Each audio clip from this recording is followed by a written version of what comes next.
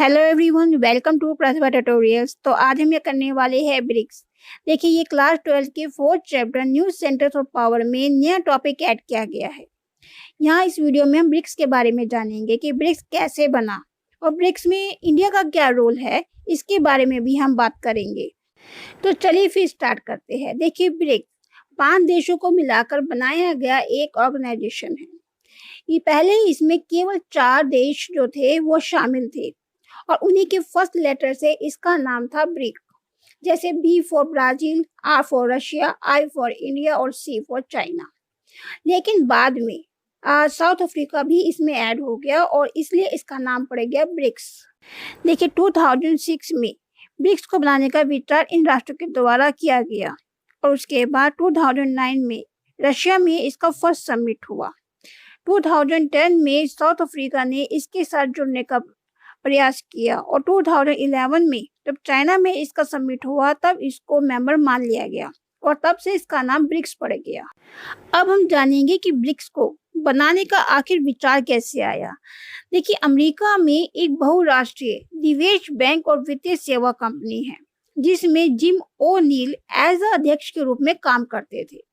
उन्होंने India, Brazil, China और Russia की इकोनॉमी के बारे में रिसर्च की और उसके बाद उन्होंने बताया कि ये देश बहुत ही तेजी से डेवलप कर रहे हैं और इन फ्यूचर इन देशों की इकोनॉमी सबसे ज्यादा यानी कि डेवलप कंट्री से भी ऊपर उठने वाली है, क्योंकि इन ब्रिक्स देशों का बाजार जो है वो बहुत ही बड़ा है और तेजी से पूरे विश्व में फैल रहा है और इनका प्रभाव जो है पूरे विश्व पर पड़ रहा है। इसीलिए ये देश बहुत तेजी से डेवलप कर रहे हैं।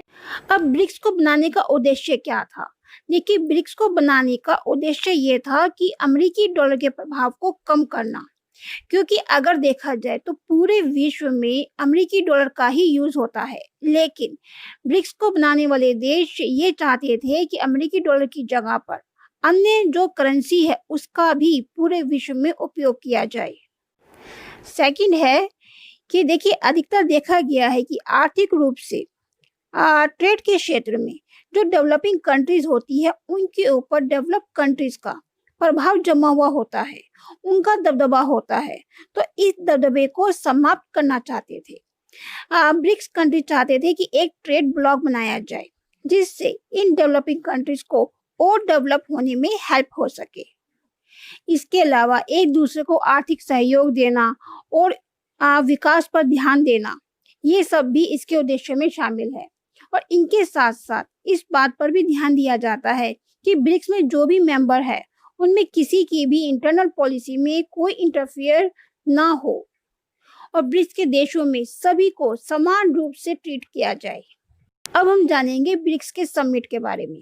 देखिए, ब्रिक्स का हर साल समिट होता है। इस ऑर्गेनाइजेशन की स्थापना जो हुई थी वो 2006 में हुई थी और इसका समिट 2009 में शुरू हुआ था।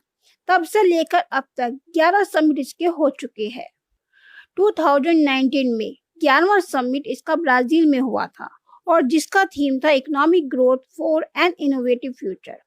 और अब तक अगर देखा जाए तो भारत में इसके 2 समिट हो चुके हैं। अब हम करेंगे कि ब्रिक्स में इंडिया का क्या रोल है।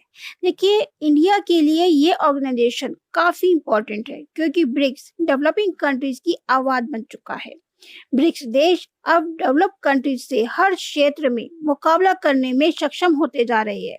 इंडिया का यह मानना है कि ब्रिक्स से ही डेवलपिंग कंट्रीज के हितों की रक्षा हो सकती है, इनका विकास हो सकता है। ब्रिक्स देश के मिनिस्टर और लीडर्स आपस में मीटिंग करते हैं, एक दूसरे को कई मामलों में सहयोग करने पर विचार विमर्श करते हैं, जैसे कि trade, finance, health, education etcetera. देखिए, इंडिया ब्रिक्स में भी लीडरशिप करने का सामर्थ्य रखता है।